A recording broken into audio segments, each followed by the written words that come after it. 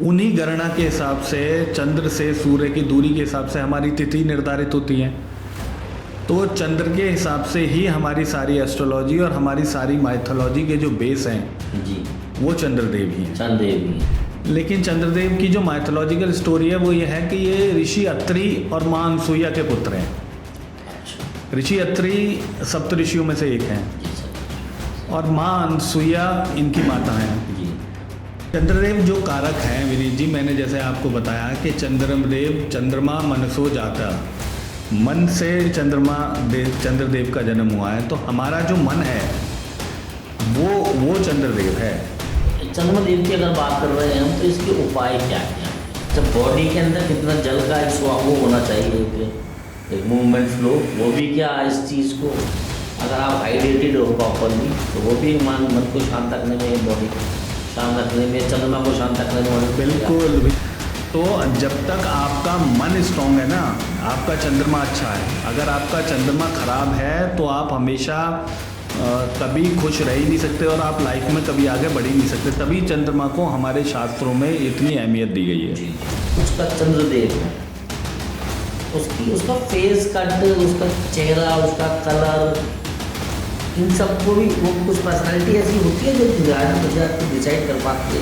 नमस्कार दोस्तों, मैं Vineet Khan Parashar, VK talk initiated by Vishesh cover media समूह के आज के इस पॉडकास्ट पे आपका मैं पुनः अभिनंदन करता हूँ, स्वागत करता हूँ। दोस्तों, हमारे बीच में पुनः उपस्थित है आश्रय आचार्य विवेक। आचार्य विवेक, आपका पुनः हमारे इस पॉडकास्ट पे स्वागत है। बहुत बहुत धन्यवाद विनीत जी, पुनः मुझे वीके टॉक्स के पॉडकास्ट में आमंत्रित करने के लिए आपका बहुत बहुत धन्यवाद और आभार। दोस्तों, जैसे कि आप जानते हैं, पूर्व में भी हम आचार्य विवेक हमारे वीके टॉक फॉर इंडिया पे आए हैं और तमाम ज्ञान की बातें उन्होंने हमें तमाम ग्रहों को लेके बताई हैं। आज तक के 2 पुराने पॉडकास्टों की अगर हम बात करें तो आचार्य जी ने हमको सूर्यदेव के बारे में और बृहस्पति ग्रह के बारे में बहुत सारी बातें अपने ज्ञान के भंडार से विस्तारपूर्वक बताई, जिसका हमें उम्मीद है हम सब लोग लाभ ले रहे होंगे। इसी क्रम में आगे बढ़ते हुए आज हमारी आचार्य जी से विनती है कि हमें चंद्रदेव के बारे में भी आचार्य कुछ बताएं और अपने ज्ञान के भंडार से अपने दर्शकों का, हम सबका हौसला बढ़ाएं और हम सबको उन्नति की राह दिखाएं। आचार्य जी। बहुत बहुत धन्यवाद विनीत जी। जैसे कि हमारी पहले से परंपरा रही है कि हम हमेशा पॉडकास्ट की शुरुआत गायत्री मंत्र से करते हैं। सूर्यदेव जो ग्रहों के राजा हैं, उनका मंत्र, उससे हम अपने पॉडकास्ट की शुरुआत करते हैं। तो मैं चाहता हूं इस बार भी हम गायत्री मंत्र का जाप करके पॉडकास्ट की शुरुआत करें। बिल्कुल सही है आचार्य जी। ओम भूर्भुवस्सुः तत्सवितुर्वरेण्यं भर्गो देवस्य धीमहि धियो यो न प्रचोदयात्। आचार्य जी, इस क्रम में आगे बढ़ते हैं। आचार्य जी, सबसे पहले हम जानना चाहेंगे, चंद्रमा ग्रह जो है, चंद्रदेव जो हैं, क्या कहानी है इनके पीछे? एक जो औरा मंडल में इनकी उपस्थिति है, ये क्या है?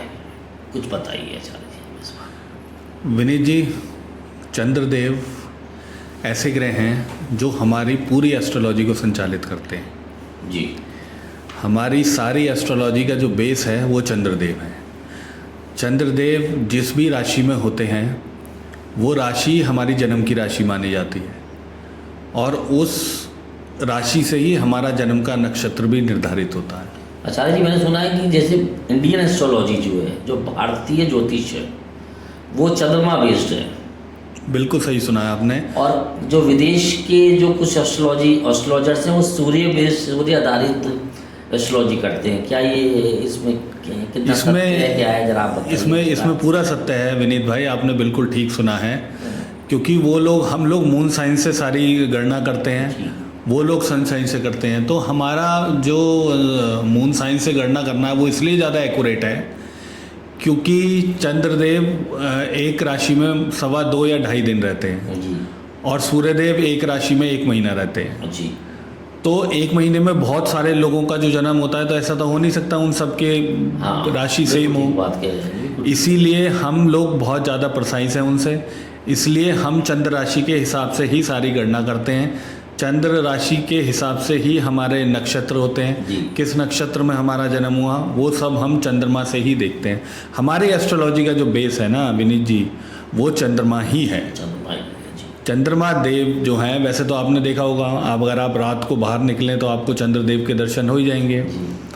लेकिन चंद्रदेव जो हैं वो 15 दिन तो वेनिंग मून रहता है और 15 दिन वैक्सिंग मून रहता है, जैसे आपने सुना होगा, बिल्कुल ठीक है, जिसको हिंदी में शुक्ल पक्ष और कृष्ण पक्ष बोलते हैं। जी।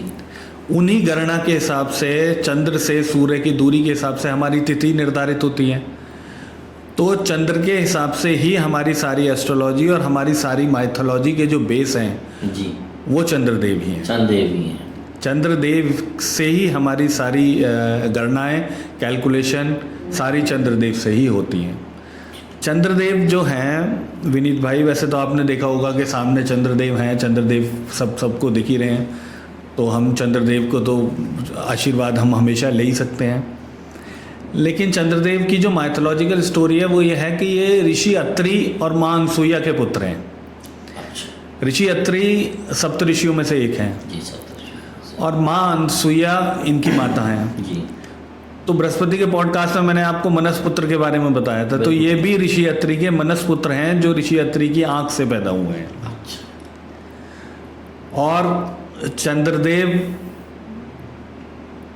जितनी भी ये 27 नक्षत्र हैं हमारे, वो सब चंद्रदेव की रानियां हैं। अच्छा।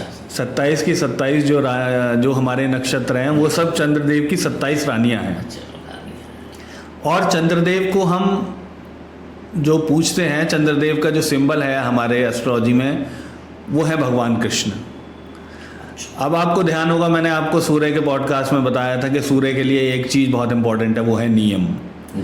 वो जीतना तो चाहते हैं लेकिन नियम से जीतना चाहते हैं। चंद्रदेव उनसे बिल्कुल उल्टे हैं। अच्छा। चंद्रदेव केवल जीतना चाहते हैं, अच्छा। नियम उनके लिए कोई मायने नहीं रखते। और ये सारी चीज़ आपको माइथोलॉजी में देखने को मिलेगी। महाभारत में आपने देखा कि कृष्ण भगवान का केवल एक ही ध्येय था, जीतना। उस जीत के लिए उन्होंने सब कुछ करा। और वो ऐसे भगवान हैं जिन्होंने सारी जो अपनी लीलाएं करी वो सारी ऐसी थी जो बिल्कुल रामचंद्र जी जो मर्यादा पुरुषोत्तम हुए उनसे उल्टी थी। जी। वो उनके लिए नियम कोई मायने नहीं रखते थे। वहाँ नियम थे, यहाँ कोई भी नियम नहीं है। आपने देखा महाभारत के युद्ध में उन्होंने किस तरह से, आप सोचिए, उन्होंने युधिष्ठिर को और पांडवों को भीष्म पितामह के पास भेजा ये पूछने के लिए कि पितामह आपकी मृत्यु कैसे होगी। मतलब आप खुद एक इंसान से जाके पूछ रहे हैं कि आप मरोगे कैसे, आप मरोगे कैसे। आपने देखा जरासंध को मारने के लिए जब प्रण लिया था अर्जुन ने, तो उन्होंने देखा कि टाइम निकला जा रहा है, अब जरासंध तो बच जाएगा। लेकिन उन्होंने जब सूर्य भगवान को ढक लिया, और जरासंध नहीं, जयद्रथ को मारने के लिए जो उन्होंने प्रण लिया था, तो उन्होंने देखा कि अब तो टाइम निकल रहा है, तो उन्होंने सूर्य को ढक लिया। तो जयद्रथ ने सोचा अब तो मैं मर गया, अब तो मैं बच गया, अब तो अग्नि समाधि अर्जुन को लेनी पड़ेगी।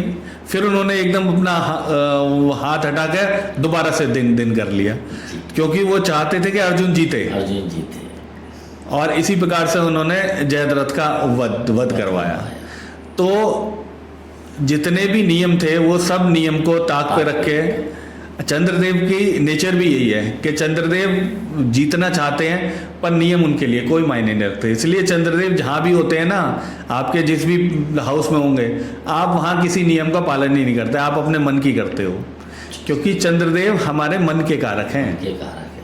चंद्रदेव हमारा मन ही चंद्रदेव है। बहुत सुंदर। आचार्य विवेक, अगर मैं आपसे पूछूं कि चंद्रदेव जो हैं वो किस किस चीज़ के कारक भी हैं, तो आप इसका किस तरह से हमको समझाएंगे। चंद्रदेव जो कारक हैं विनीत जी, मैंने जैसे आपको बताया कि चंद्रमा मनसो जाता, मन से चंद्रदेव का जन्म हुआ है। तो हमारा जो मन है वो चंद्रदेव है। आपने देखा, मैंने बताया सबसे फास्ट चलने वाले जो प्लानेट हैं हमारे भूमंडल में, वो चंद्रमा हैं। वो 2.5 दिन एक राशि में रहते हैं।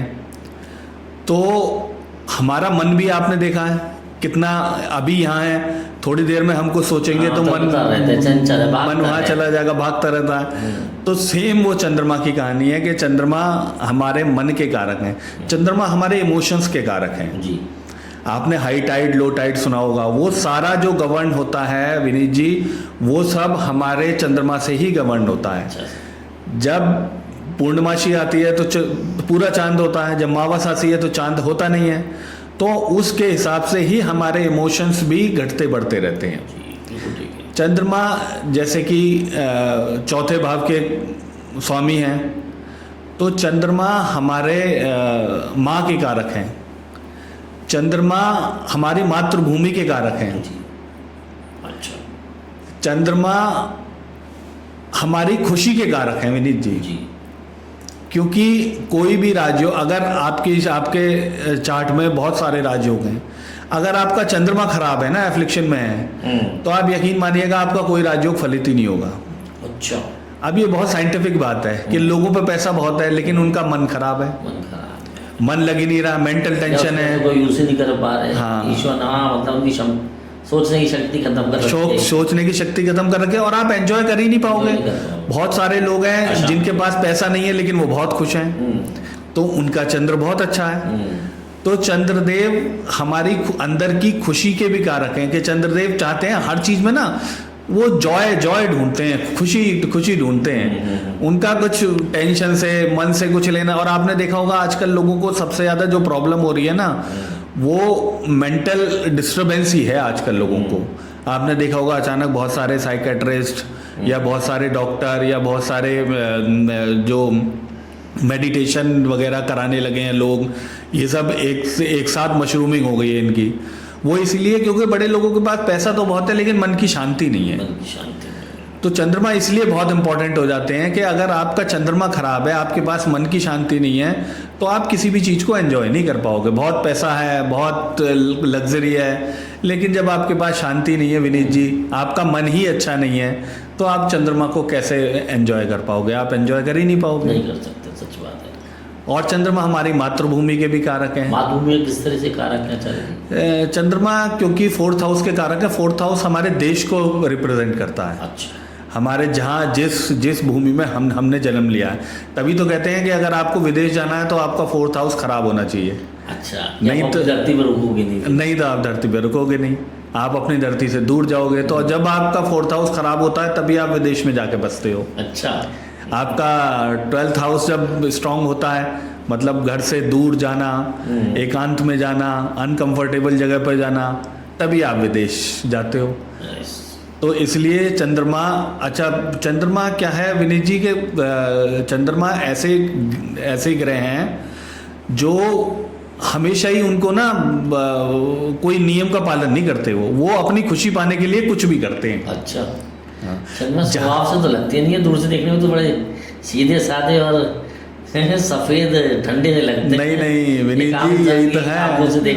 नहीं यही चल है। चंद्रमा जिस भी प्लैनेट में होते हैं ना, उस जिस भी प्लैनेट के साथ होते हैं, जिस भी भाव में होते हैं, हमारा मन उसी भाव में लगता है। मैं आपको एक एग्जांपल देता हूँ।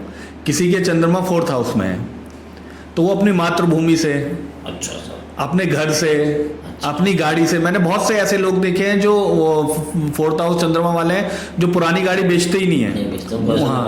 उनसे पूछो कि भाई अब तो तुमने मर्सिडीज ले लिया, अभी वैगन आर क्यों रख रखी है? वो कहते हैं नहीं यार, ये मेरी पहली गाड़ी थी, मुझे बड़ा प्यार है। तो वो अपना ना तो पुराना घर बेचेंगे ना अपनी गाड़ी बेचेंगे, क्योंकि इमोशंस जुड़ जाते हैं ना उस चीज से। हाँ, तो जहाँ भी चंद्रमा होता है वहां से हमारे इमोशंस बहुत गहरे जुड़ जाते हैं। चंद्रमा मन हो गया, चंद्रमा हमारे इमोशंस हो गए, तो हमारे इमोशंस उससे जुड़े हुए होते हैं। अच्छा जी, अगर हम चंद्रमा की बात करते हैं, चंद्रदेव की बात करते हैं, तो चंद्रदेव किस भाव के स्वामी हैं, कुछ बताएंगे इस बारे में? विनय जी, चंद्रमा जो हैं वो 4th भाव के, जैसे मैंने आपको बताया, 4th भाव के स्वामी हैं। और चंद्रमा जो उच्च के होते हैं ना विनीत जी, वो होते हैं 2nd हाउस में। अच्छा, हाँ, इसमें मेरा प्रश्न और जोड़ देता हूँ मैं कि चंद्रमा कहाँ उच्च के होते हैं और कहाँ नीच के? हाँ, चंद्रमा जो उच्च के होते हैं वो होते हैं हमारे 2nd हाउस में। अच्छा। क्योंकि चंद्रमा फूड के भी कारक हैं। अच्छा। भोजन के कारक हैं। तो इसलिए भोजन का हाउस, फूड का हाउस सेकंड हाउस है। तो इसलिए चंद्रमा जो है सेकंड हाउस में जाके उच्च के होते हैं, और चंद्रमा जो नीच के होते हैं वो 8th हाउस में होते हैं। अच्छा सर। 8th हाउस हमारी प्रॉब्लम्स हैं, हमारी गलतियां हैं, और एक अंधेरे का हाउस है। तो वहाँ जाके चंद्रमा अपने आप को कंफर्टेबल नहीं पाते। चंद्रमा ना सेकंड हाउस में बहुत खुश रहते हैं विनीत जी, क्योंकि वहाँ जाके उच्च के हो जाते हैं। और चंद्रमा वृषभ राशि में उच्च के होते हैं। अच्छा सर।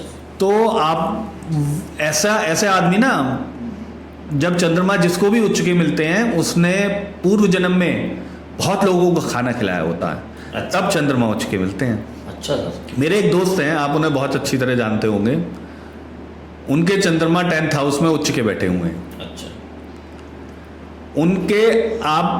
मैं उनके ऑफिस जाता हूँ, उनके ऑफिस गया था मैं पहले 1-2 बार। तो वो क्या करते हैं विनीत जी, आप उनके ऑफिस जाओगे, एक तो वो आपको बिना कुछ खिलाए भेजेंगे नहीं।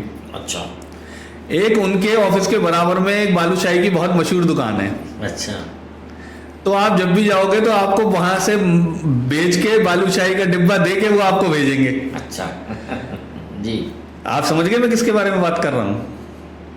हम पॉडकास्ट करते हैं, पॉडकास्ट के बाद हम जब भी बैठते हैं तो वो हमसे सबसे पहले पूछते हैं कि क्या खाओगे, पहले ये बताओ। मैं समझ गया, मैं आपका इशारा किस तरफ है। तो वो आपको चंद्रमा मिला ही उच्च का इसलिए है विनीत भाई कि आपने पिछले जन्म में बहुत लोगों को खाना खिलाया है, और इस जन्म में भी हम जब भी साथ रहते हैं या आपके साथ कोई भी रहता है, आप हमेशा उसको बिना खाना खिलाए, बिना कुछ खिलाए कभी भेजते ही नहीं हो।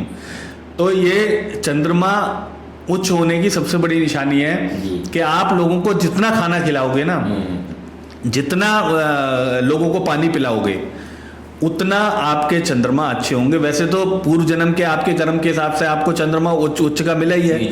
इसी वजह से आप अपने ऑफिस में भी सब जगह लोगों को बिना खाना खिलाए कभी भेजते नहीं हो, और आपको कभी भेजना भी नहीं चाहिए। और आपके चंद्रमा के साथ एक और चीज जुड़ी हुई है विनीत जी, कि 4th हाउस में बैठे हुए वीनस उनको देख रहे हैं। अच्छा सर। तो आप कभी भी ना लो ग्रेड का खाना नहीं खाओगे, आपको खाना भी बहुत बढ़िया वाला चाहिए। आपको खाना देखने में सुंदर लगना चाहिए।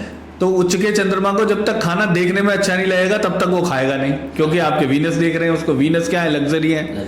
तो आपको हमेशा लग्जरी खाना ही आप खाओगे, और लग्जरी खाना ही आप लोगों को खिलाओगे।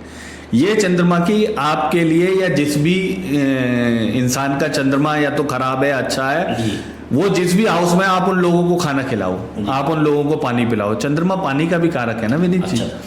आपने देखा है ना, पुराने जमाने में हमारे घर जब भी कोई मेहमान आता है तो हम सबसे पहले क्या करते हैं? सबसे पहले उसको पानी पिलाते हैं, क्योंकि हमें ये नहीं पता होता किस इमोशन से वो हमारे घर आ रहा, तो उसके इमोशन शांत करने के लिए हम उसको सबसे पहले पानी पिलाते हैं। हमारी जो धर्म है, ये हमारे जो वैदिक, जो हमारा सनातन धर्म है या हिंदू धर्म है, पूरा वैदिक साइंस पे, मतलब कितना एस्ट्रोलॉजिकली चीज़ें को ऋषि मुनियों ने आपके जीवनचर्या में उतर दिया कि आप ये सब करके क्या कर रहे हैं। आप अपने आप देखिए, आप पानी इसलिए नहीं पिला रहे प्यास, आप उसके, सही बात है, आप उसके मन को, उसके चंद्रमा को शांत कर रहे हैं। किस भाव से आया है, पहले उस भाव को आप पहले उस भाव को समझ रहे हैं, समझ रहे हैं। देखिए सच में अद्भुत है हमारा धर्म, सच में। और देखिए जाने अनजाने आप चंद्रमा की रेमेडी भी कर रहे हैं। चंद्रमा की रेमेडी भी कर रहे हैं। जो आपके घर आ रहा है आप उसको पानी पिला रहे हैं, आप उसको खाना भोजन, आपको अपना भी जीवन सुधार रहे हैं, अपना भी जीवन सुधार रहे हैं। अब आप देखिए ना, पहले ज़माने में क्या होता था कि आप, अभी भी खैर बहुत लोग हैं ऐसे जो अपने घर आए हुए मेहमान को कभी भी बिना खाना खिलाए नहीं भेजते। बहुत सही बात है। या कुछ भी खिलाए बिना नहीं भेजते। अगर कोई खाना नहीं खाएगा तो उसको आप अच्छा नाश्ता कराओगे, खाना खिलाओगे, पानी पिलाओगे। तो जितने भी, अच्छा 4th हाउस पब्लिक का हाउस है, तो मैंने आपको बताया था कि वहाँ बृहस्पति उच्च के होते हैं। जी जी। तो बृहस्पति वहाँ उच्च के ही इसलिए होते हैं कि क्योंकि वो पब्लिक का जितना आप भला करोगे ना, उतना आपका चंद्रमा अच्छा होगा। अच्छा। तो पब्लिक के हाउस में इसीलिए चंद्रमा को चौथा कर दिया हुआ, और चंद्रमा को उच्च करने के लिए 2nd हाउस दिया। मेरा एक और दोस्त है विनीत जी, दोस्त क्या, छोटा भाई है, वो भी लोगों को बहुत बहुत खाना खिलाता है। उसको खाना, जब भी आप जाओगे उसको खाने की कह दो तो सबको खिलाएगा। अब उसका चंद्रमा जो है वो 2nd हाउस में, तो हाउस वाइज तो वो उच्च के हैं, लेकिन वहाँ जो राशि है वो वर्गो है, कन्या राशि। तो बेचारे ने इतना खाना खिलाया कि खुद बीमार हो गया। अरे ईश्वर। अच्छा। तो चंद्रमा ये भी कहते हैं, आपने देखा होगा कि किसी को अगर खाना खिलाओ तो वो खाना भी इतना ज़्यादा मत खिलाओ कि वो बीमारी हो जाए। अच्छा, आप स्वयं बीमार हो गए? नहीं, वो जिसने खिलाया था, क्योंकि वो खुद भी खाता था हाँ, और लोगों को भी खिलाता था। वो कन्या राशि में था। कन्या राशि रोग ऋण शत्रु की राशि है। अच्छा। तो आप अगर बहुत ज्यादा खाओगे तो फिर चंद्रमा कहते हैं कि बेटे थोड़ा सा घर का खाना भी शुरू कर दे, थोड़ा सा। हाँ, और थोड़ा सा सात्विक खाना शुरू कर दे। हमारा जो सेकंड हाउस ना विनीत भाई, चंद्रमा ना लिक्विड कैश का भी कारक है। अच्छा सर। तो हमारा सेकंड हाउस होता है वो हमारा संचित धन होता है जी। तो आप देखो, आप जितना आपका खाना और आपकी वाणी, ये दोनों आपके धन को बढ़ाते हैं। अच्छा। क्योंकि सेकंड हाउस आपकी वाणी है, आपका खाना है। अच्छा। चंद्रमा वहाँ इसीलिए हो चुके होते हैं कि आप लोगों से मधुर बोलें, लोगों को अच्छा खाना खिलाएं, सात्विक खाना खिलाएं। तभी तो कहते हैं कि अगर आपको आपका खाना अच्छा है, आपकी वाणी अच्छी है, तो धन आपका हमेशा अपने आप संचित होगा। अगर आपका वाणी, हमारी फैमिली का हाउस है ना, उससे हमारे संस्कार पता चलते हैं। आप जितना आपको मतलब आपके घर कोई आया और आप उससे बोल रहे हो नहीं आपको खाना खाना है, तो ये हम सेकंड हाउस मतलब आपके संस्कार बोल रहे हैं। आपको जो संस्कार दिए गए हैं कि आप जो भी आया आप उसको खाना खिला के भेजिए। तो ये चंद्रमा की कहानी है। और चंद्रमा इस तरह से, और चंद्रमा जो नीच के होते हैं विनीत जी, वो 8th हाउस में होते हैं। अच्छा सर। तो 8th हाउस के जो कारक हैं वो सैटर्न है। तो वहाँ वो अपने आप को ना अनकंफर्टेबल नहीं पाते, क्योंकि चंद्रमा जो जल है वो चंद्रमा जल है। अच्छा। और 8th हाउस जो है वो रुका हुआ पानी है। अच्छा सर। तो वहाँ जाके ना पानी खराब हो जाता है। तो आदमी ना कभी कभी over thinking, anxiety, second house में 8th हाउस में अगर चंद्रमा हो तो आदमी कभी कभी ना इन सब चीज़ों का, अगर 8th लॉर्ड अगर लगन में हो तो आदमी को थोड़ी सी साइकिक प्रॉब्लम होती हैं। अच्छा, थोड़ी सी एक बात बताइए, इन चर्चाओं में एक मेरे जहन में बात आ रही है, जैसे कि आपने बताया कि चंद्रमा जो है वो मन का कारक है जी।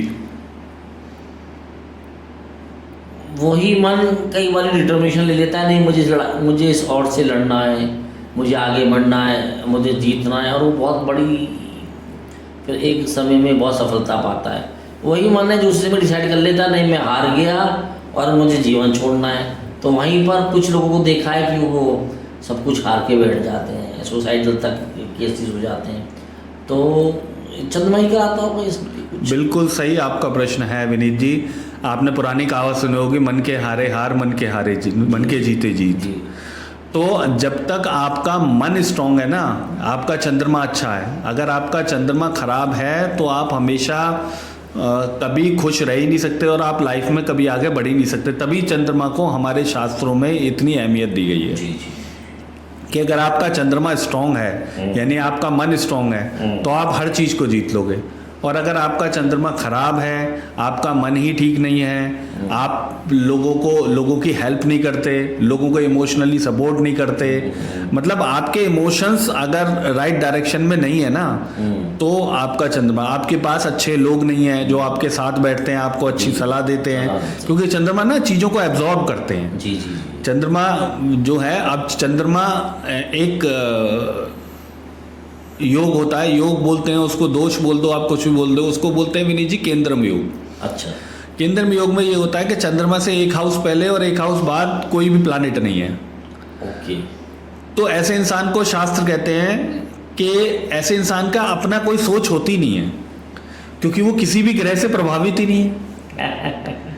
अच्छा, उसको किसी ने इन्फ्लुएंस ही नहीं कर रखा, उसको किसी ने इन्फ्लुएंस ही नहीं कर रखा, यानी उसकी अपनी सोच ही नहीं है। तो ऐसे ये भी एक हमारे शास्त्रों में दोष माना गया है कि चंद्रमा को कौन सा प्लैनेट देख रहा है, चंद्रमा को कौन सा प्लैनेट चंद्रमा के साथ बैठा है, ये बहुत बड़ा एक इंडिकेशन होता है कि हमारा मन कितना स्ट्रांग है और हम इसको किस तरह से ले रखें। चंद्रमा के साथ बृहस्पति बैठे हों तो आपकी सोच बृहस्पति जैसी होगी, चंद्रमा के साथ सैटर्न वैसे बैठे हों तो सैटर्न चंद्रमा को कंट्रोल करते हैं। वैसे तो शास्त्र, मतलब कुछ शास्त्र कहते हैं कि विषयोग बनाते हैं, आपको एंजाइटी, ओवर थिंकिंग वगैरह देते हैं, लेकिन शनि जैसे ग्रह ना चंद्रमा को कंट्रोल भी करते हैं। अच्छा सर। बहुत डीप थिंकर बनाते हैं आपको। बहुत डीप थिंकर बनाते हैं। आप कुछ भी स्टेप करेंगे, कुछ भी सोचेंगे बड़ा डीप थॉट के करेंगे। बहुत डीप सोचेंगे। बहुत जैसे बड़े बड़े साइंटिस्ट, जी। बड़े बड़े ऐसे लोग जो कुछ नया करते हैं समाज के लिए, जो इनोवेट करते हैं, उनका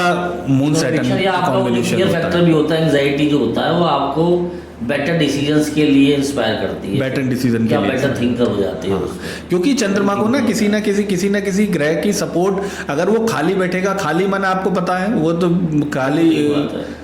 वो तो शैतान का घर होता है। जब तक आपके पास करने के लिए, सोचने के लिए कोई ग्रह, अगर चंद्रमा को अच्छा ग्रह देख रहा है, उसकी स्ट्रेंथ को बढ़ा रहा है। अब आपको एक बहुत बढ़िया चीज़ बताता हूँ। चंद्रमा जो है ना, वो सूर्य से 3 ग्रह पहले और 3 ग्रह बाद, जी। 3 घर पहले और 3 घर बाद मेलेफिक माने जाते हैं। अच्छा सर, राइट। क्योंकि सूर्य की जब चंद्रमा पे दृष्टि होती है, मैंने आपको ये सूर्य में भी बताया था कि वो उसको, बुध को किस तरह से कंट्रोल करते हैं। चंद्रमा पे जब तक सूर्य की दृष्टि रहेगी ना, तब तक वो चंद्रमा को कंट्रोल करते हैं। और जब चंद्रमा पे सूर्य की दृष्टि नहीं होती तो चंद्रमा बिगड़ जाते बिगड़ हैं, जाते हैं। फिर वो अपने मन का करते हैं, फिर वो किसी नियम को नहीं मानते हैं। सूर्य इज फादर, सूर्य आपके प्रिंसिपल्स है ना। Principles है। हाँ, सूर्य, अगर आपको चंद्रमा को सूर्य देख रहे हैं सामने से, वो सूर्य आपका संविधान है, सूर्य आपका समय, सूर्य गवर्नमेंट है, सरकार है। हाँ, सूर्य राजा है। सूर्य राजा, उसको देखना है कौन क्या रूली हो रहा है, कौन रूली हो रहा है। हाँ, तो वो सीधा सीधा चंद्रमा को देखते हैं, चंद्रमा को कंट्रोल करते हैं। तब आदमी इतना रेबेलियस, चंद्रमा ना एनार्किस्ट है। जी जी, अच्छा, नार्किस्ट है वो। हाँ, तो उसको कंट्रोल करने के रैपिड, हाँ, उसको कंट्रोल करने के लिए आपको सूर्य जैसा एक भारी भरकम ग्रह चाहिए जो उसको कंट्रोल कर सके, उसको नियम सिखा सके, उसको ये सिखा सके कि समाज में रह के किस तरह से आपको बिहेव करना है। आपको सारी चीज़ें, ऐसा नहीं करना कि आप समाज से अलग ही सारी चीज़ें करोगे। तो जैसा कि आपने बताया कि जब सूर्य किसी भी ग्रह से इन्फ्लुएंस नहीं हो रहा होता, ये भी एक दोष है अपने आप का, जो चंद्रमा किसी भी चंद्रमा, ग्रह, सॉरी, हाँ, ये केंद्रम, हाँ, केंद्रम दोष है। हाँ, तो इस दोष में क्या नेगेटिविटी दिखती है उसकी, नेगेटिविटी ये दिखती इंसान के है, अंदर, उसकी कैरेक्टरिस्टिक्स में ये नेगेटिविटी ये दिखती है विनीत जी। वैसे तो शास्त्र देखो ये कहते हैं कि चंद्रमा अकेले भी खराब है और चंद्रमा बहुत सारे ग्रहों के साथ भी खराब है। जी। क्योंकि आपके चंद्रमा को मान लो 5 ग्रह देख रहे हैं, वो कंफ्यूज हो जाएगा। तो आप कंफ्यूजिंग स्टेट में रहोगे। आपको सैटर्न भी देख रहे हैं, आपको मरकरी भी देख रहे हैं, आपको सन भी देख रहे हैं, सब आपको देख रहे हैं, तो आप कंफ्यूज हो जाओगे। लेकिन अगर आपके चंद्रमा को कोई नहीं देख रहा या चंद्रमा अकेले बैठे हैं, तो वो दोष ज्यादा खराब होता है, क्योंकि आपकी इंडिपेंडेंट थिंकिंग है ही नहीं। आप किसी भी बारे में अपनी राय उतना फर्मली रख ही नहीं सकते। आप कुछ भी कर रहे हैं बिना सोचे कर रहे हैं, बिना सोचे कर रहे हैं, आपको सोच ही नहीं रहे, आप किसी चीज को वैल्यूट ही नहीं कर रहे, उसको SWOT एनालिसिस नहीं कर रहे। अगर आप कॉर्पोरेट वर्ल्ड में कहेंगे इसको, हाँ, कॉर्पोरेट वर्ल्ड में कहेंगे तो ऐसे लोग ना ज़्यादातर, मतलब क्रिएटिविटी उनमें थोड़ी सी कम होती है। अच्छा सर। हाँ, तो वो उनका मतलब चंद्रमा को उतना वो अच्छा नहीं माना जाता केंद्र दोष में या योग में, आप जो भी कह सकें। तो चंद्रमा के साथ कोई ना कोई ग्रह जरूर होना चाहिए। इसमें हम राहु केतु को इंक्लूड नहीं करते हैं। अच्छा। क्योंकि वो छाया ग्रह हैं, तो वो चंद्रमा पे उतना प्रभाव नहीं डालते हैं। जो हमारे 7 बड़े ग्रह हैं उनको हम इस योग में या दोष में, आप जो भी कहें, उसमें इंक्लूड करते हैं। तमाम बातें अभी आपने बताई, हमको कारक, ऊंच नीच के स्वामी कौन होते हैं, किस हाउस में अच्छा रिजल्ट देते हैं, किस स्थान पे अच्छा रिजल्ट देते हैं, किस स्थान पे बेकार बुरा रिजल्ट देते हैं चंद्रमा दिन। ये सब तमाम बातें जानने के बाद अब आखिरी मेरा जो प्रश्न आता है, वो आखिरी तो नहीं कह सकते, फिर भी समय सीमा के आधार पर एक प्रश्न जो मेरा आ रहा है, ये आ रहा चार्य जी कि फिर चंद्रमा देव की अगर बात कर रहे हैं हम, तो इसके उपाय क्या क्या हैं? चंद्रमा देव को ठीक करने के उपाय विनीत जी, मैं आपको कुछ प्रैक्टिकल चीज़ें बताऊंगा और कुछ ऐसी चीज़ें बताऊंगा जो जिनको आप अपनी डेली लाइफ में उतार सकते हो। जी। प्रैक्टिकल चीज़ें ये हैं कि विनीत जी, चंद्रमा के जितने भी उपाय हैं ना, आपके पास कोई ना कोई ऐसा अपने पास ऐसा इंसान रखिए जो आपको सही समय पर सही सलाह दे सके। अगर आपके पास अच्छे सलाहकार नहीं है ना, तो भी आपके चंद्रमा खराब है। सलाहकार ढूंढना भी तो एक चंद्रमा का ही विषय हो गया ना। चंद्रमा का ही विषय हो गया। आप सोचिए, आपका मन खराब है और आपका कोई बहुत पुराना दोस्त जिसको आप बहुत पसंद करते हैं, जो हमेशा, जिसने आपको अच्छा, हाँ, आप उसके साथ बैठ के आधे घंटे भी बात करोगे तो आपकी सारी टेंशन खत्म हो जाएगी। जी। तो चंद्रमा का सबसे बड़ा उपाय है अच्छे लोगों को अपने आसपास रखिए। अच्छा चंद्रमा का दूसरा सबसे बड़ा उपाय है विनीत जी जल। चल जल को कभी भी वेस्ट ना करना, खाने को कभी भी वेस्ट ना करना, ये चंद्रमा का बहुत बड़ा उपाय है। अच्छा, बॉडी के अंदर कितना जल का एक वो होना चाहिए, एक मूवमेंट फ्लो, वो भी क्या इस चीज़ को अगर आप हाइड्रेटेड हो प्रॉपरली तो वो भी मन को शांत रखने में, बॉडी को शांत रखने में, चंद्रमा को शांत रखने में मदद करेगा। बिल्कुल विनीत जी, हमारी पूरी पृथ्वी पे 70% पानी है। जी जी। हमारे शरीर में 70% पानी है।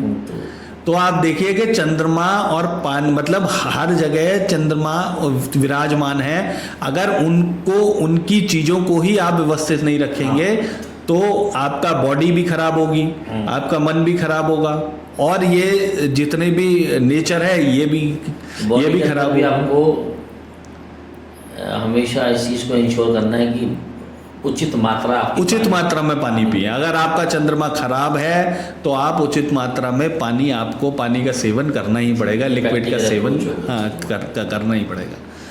और अगर आप इसकी वैसे रेमेडी, स्पिरिचुअल रेमेडीज की बात करते हैं विनीत जी, तो चंद्रमा का सबसे बड़ा उपाय है भोले बाबा। चंद्रमा को कंट्रोल केवल और केवल एक भगवान कर सकते हैं। हाँ, वो है भगवान शिव। आप भगवान शिव को रेगुलरली जल चढ़ाइए, रेगुलरली दूध चढ़ाइए, भगवान शिव की सेवा करिए। उससे बड़ा चंद्रमा का उपाय आपके लिए कोई नहीं हो सकता। जहाँ भी आपके चंद्रमा खराब हैं, आप डेली मंदिर जाना शुरू करिए। ग्रैटिट्यूड चंद्रमा का एक और बहुत बड़ा सिग्निफिकेशन है विनीत जी, कि आपको हमेशा हर जो भी आपकी कंडीशन है, ये मैं वैसे भी अपने जितने भी दर्शक हैं सबको बताना चाहता हूँ कि आप को जो भी भगवान ने दिया है आप उसके लिए ग्रैटिट्यूड करिए। जो भी भगवान ने दिया, आप सुबह उठ रहे हैं ना, आपके हाथ पैर सलामत हैं, आप भगवान को ग्रैटिट्यूड कीजिए। इससे सुंदर अनुभव भी कुछ नहीं हो सकता कि आप जितने स्वस्थ सोए थे उतने स्वस्थ आप उठ पा रहे हैं। आप दुनिया को पुनः देख पा रहे हैं। आपको 2 टाइम का भोजन मिल रहा है, आपको पानी अच्छा मिल रहा है, आप ऐसी जगह रहते हैं जहाँ मीठा जल आता है। आप भगवान को सबसे पहले, भोले बाबा को, उसके लिए ग्रैटिट्यूड दीजिए कि इतना अच्छा पानी हमें पीने को मिल रहा है। जिस एरिया में हम यहाँ NCR में रहते हैं बड़ा अच्छा पानी है, तो आप हमेशा ही ये ग्रैटिट्यूड करिए कि हम ऐसे एरिया में रहते हैं जहाँ हमें इतना स्वच्छ और इतना अच्छा पानी पीने के लिए मिलता है। ये अगर पर्सनालिटी की बात करें, एक मेरे व्यक्तिगत क्वेश्चन है ये, मैं सोच के नहीं आया था, लेकिन आपके साथ तो बातें हो रही हैं तो कुछ मज़ा आ रहा है मुझे, कुछ ऐसी बातें निकल के आ रही हैं। अगर आप जिसका उच्च का सूर्य हो, जिसका उच्च का चंद्रदेव है, उसका फेस कट, उसका चेहरा, उसका कलर, इन सब को भी वो कुछ पर्सनालिटी ऐसी होती है जो डिसाइड कर पाती है इस चीज़ को। बहुत बढ़िया सवाल पूछा विनीत जी। मैं इन बातों को थोड़ी लंबी हो जाती, इस वजह से मैंने छेड़ा नहीं था, लेकिन अब आपने सवाल पूछ ही लिया, आपने क्वेश्चन पूछ ही लिया है तो मैं इसका आंसर देता हूँ। चंद्रमा जिसका लगन में होगा, या चंद्रमा लगन के साथ होगा, या कर्क राशि आपकी होगी, या आपका लगन कर्क होगा, तो इसका मतलब आप चंद्रमा से रूल्ड हैं। आप चंद्रमा से रूल्ड हैं तो आपका चंद्रमा को ना रानी के रूप में देखा गया है। जो हमारी हायरार्की है ग्रहों की, उसमें चंद्रमा इज क्वीन। जिनके भी चंद्रमा लगन में होंगे गोल चेहरा होगा, हल्की सी वाइटिश बॉडी होगी, और लेकिन चंद्रमा जो है ना वो साइकिक हैं विनीत जी। तो जितने भी आपको ऐसे लोग मिलेंगे जिनके लगन में चंद्रमा होगा, या जिनके असेंडेंट लॉर्ड के साथ चंद्रमा हो, वो अपने जितने भी डिसीजन लेंगे ना वो इमोशनल बेसिस पर लेंगे। तो चंद्रमा शास्त्रों में लिखा गया है कि मतलब आपको एक बहुत बढ़िया वो बताता हूँ, आपको अगर पहचान ना हो इस आदमी के चंद्रमा का क्या रूलिंग है इसके। हाँ, चंद्रमा इसके लगन में है या चंद्रमा, उसकी हमेशा हवाइयाँ उड़ी मिलेंगी आपको, क्योंकि चंद्रमा साइकिक है ना, उसका मन एक जगह ठहरता ही नहीं है। चंद्रमा लगन में होगा तो मन दौड़ता रहेगा, आज ये करना है, अभी ये करना है, मतलब वो आपकी बात सुन तो रहा है लेकिन उसका माइंड जो है ना वो 180 की रफ्तार से चल रहा है। तो हमेशा चंद्रमा लगन वाले की आप देखेंगे कि उसकी हवाइयाँ आपको उड़ी हुई मिलेंगी। चेहरा अच्छा मिलेगा, चेहरा अच्छा देता है, शास्त्र कहते हैं बहुत अच्छा चेहरा देता है, यंग चेहरा देता है। लेकिन क्योंकि चंद्रमा है तो उसका मन ना हमेशा चंचल रहेगा, हमेशा चलता रहेगा। तो चंद्रमा और थोड़ा सा ना, आप जो भी आप देखेंगे जिसका भी चंद्रमा लगन में 7th हाउस में या असेंडेंट के साथ हो, या उसका नक्षत्र का मालिक चंद्रमा हो, तो आप देखना ऐसे ऐसे लोग ना, आपको हर चीज में आपको ऐसा लगेगा जैसे ये लोग थोड़े से साइकिक हैं। साइकिक से मीन्स वो स्टेबल नहीं होते। वो क्या, वो अगर कुछ काम कर रहे हैं, उनका पता नहीं कि वो 2 दिन बाद कह रहे हैं नहीं मैं ये काम नहीं करता, मैं कुछ और करूंगा, क्योंकि इमोशनल बेसिस पे सारे डिसीजन ले रहे हैं ना। बिल्कुल ठीक बात। तो इमोशनल बेसिस पे बहुत सारे डिसीजन लॉजिकल ठहराव नहीं हो पाता। तो इसलिए चंद्रमा को कंट्रोल करना एक बहुत बड़ी चीज़ है। अगर चंद्रमा कहीं भी आपके लगन से या उससे जुड़ा हुआ है ना, तो उसको कंट्रोल करना बहुत बहुत बहुत बढ़िया कंट्रोल तो सूर्य देव या सैटर्न नहीं करते हैं, मतलब आपके हिसाब। चंद्रमा को कंट्रोल आप कई तरीके से कर सकते हैं विनीत जी। वैसे मतलब एक तो मैंने आपको जो बहुत सारे उपाय बताए। अच्छा, चंद्रमा जो है वो मैंने आपको बताया सोच के कारक हैं, वो जो हम सोचते हैं। तो आप चंद्रमा को स्ट्रॉन्ग करिए। अच्छा, चंद्रमा अच्छे या बुरे तिथि के हिसाब से भी होते हैं। अच्छा, शुक्ल पक्ष के चंद्रमा जो होते हैं वो बढ़ते हुआ चंद्रमा होता है, तो वो चंद्रमा बहुत अच्छा होता है। कृष्ण पक्ष के चंद्रमा जो होते हैं उनको शास्त्रों ने थोड़ा सा अच्छा नहीं बताया। तो डीप सब्जेक्ट है ये, बहुत डीप सब्जेक्ट है विनीत जी। इसको 2 लाइन में या 2 बातों में कंक्लूड नहीं कर सकते। दो बातों में कंक्लूड नहीं कर सकते, पड़ेगा, बहुत सूक्ष्म जाना पड़ेगा। अगर मैं आपको चंद्रमा और इनके बारे में, तिथि के बारे में भी बताने लगूं तो ये अपने आप में एक बहुत बड़ा सब्जेक्ट है। और मोटे मोटे तौर पर जिसका चंद्रमा अच्छा है उसको सफ़ेद कपड़े पहनने चाहिए, ज़्यादातर क्या पहनने चाहिए? नहीं, वाइट चीज़ें, क्योंकि चांदी का कारक भी चंद्रमा है, तो सफ़ेद मतलब अब सफ़ेद कपड़े पहनना भी एक चंद्रमा की रेमेडी है। मतलब कि आप वाइट अपनी लाइफ में, अच्छा उसको भी, जिसका खराब है उसको भी, कि वाइट आप अपनी लाइफ में थोड़ा सा वाइट रंग ज़्यादा रखिए। वाइट वैसे भी शांति का कलर है ना, स्टेबल कलर है। तो वाइट पहनना हमेशा कंट्रोवर्सी देता ही नहीं, क्योंकि वाइट इज वाइट। और चंद्रमा के जो रत्न है ना वो भी मोती हैं। हाँ, वही मैं उसमें, और वो चांदी में ही पहने जाते हैं। जो जिसका मन अशांत होता है या जिसका चंद्रमा उचका होता है, दोनों ही लोग मोती धारण करते हैं। नहीं, चंद्रमा को स्टेबल करने के लिए आप मोती धारण कर सकते हो। आपका मन, हाँ, चंद्रमा आपका कुछ अच्छे रिजल्ट नहीं दे रहा है, कुछ प्रॉब्लम है, कुछ मतलब डिसीजंस फर्म नहीं लिए जा रहे हैं, कुछ ना कुछ ऐसे ही प्रॉब्लम है, तो आप चंद्रमा का मोती धारण कर सकते हैं। चंद्रमा की जो मेटल है ना, दैट इज चांदी। अच्छा, तो चांदी आपने हमेशा पढ़ा होगा, चांदी ठंडी होती है, ठंडी होती है। हाँ, तो वैसे भी ये होता है। चंद्रमा को ना हम चावलों से भी डिनोट करते हैं। तो चंद्रमा अगर आपका ख़राब है तो चंद्रमा की एक रेमेडी ये है कि काफ़ी सारे चावल स्टोर करके अपने किचन में रखिए, और हो सके तो उसमें एक चांदी का सिक्का डाल के रखिए। अच्छा जी, एक बात और मुझे समझ में नहीं आती, जहाँ पे बात चलती है ग्रहों की, जैसे चंद्रदेव की बात कर रहे हैं, कहीं तो कहा जाता है कि आप दान करिए, और कई बारी स्थितियों में ऐसे कहा जाता है कि बृहस्पति को आप किसी और से लीजिए। वो क्या, या शनि को आपको देना नहीं है, लेना है किसी से, मतलब ये क्या कॉन्ट्रडिक्शन है? एक्चुअली ये विनीत जी, ये सब रेमेडी का पार्ट है। ये जो आप बता रहे हैं ना, दान करना ना, कुछ मतलब कुछ ऐसी राशियां हैं, कुछ ऐसे हाउसेज हैं जिनमें आप अलग अलग रेमेडी देते हैं, किसी में दान की देते हैं। अच्छा, दान लोगों के बारे में बड़ा मिसकंसेप्शन है कि दान देने का मतलब है कि हम उस ग्रह को अपने आप से दूर कर रहे हैं। नहीं कर रहे हैं, ना कुछ। मैं एक बार ही फंस गया था, एक ज्योतिषाचार्य ने मुझे बताया कि आपको अपने हाथ से बृहस्पति को कभी पीला नहीं देना, ना कोई पीला रसगुल्ला खिलाना, किसी कुछ भी पीला भी मत देना, नहीं तो तुम्हारा जो अच्छा जो ग्रह बल है बृहस्पति का, वो दूसरे की तरफ शिफ्ट होगा। किसी ने बताया कि बृहस्पति को आप पीले का ही दान करो, पीला ही किसी को, पीला ही पहनो और पीला ही किसी को खिलाओ भी। तो यहाँ पे बड़ी कई बार एक हम जैसे आम जन को समझ में नहीं आता कि किसकी बात मानी जाए, आप इसमें क्या बताएं? विनीत जी, किसी भी प्लानेट का, किसी भी ग्रह का दान ना उस ग्रह को ग्रेटिट्यूड देना है। अच्छा। आप कुछ उपाय, अब जैसे लाल किताब है, लाल किताब के कुछ उपाय बहुत अच्छे हैं, लोग करते भी हैं।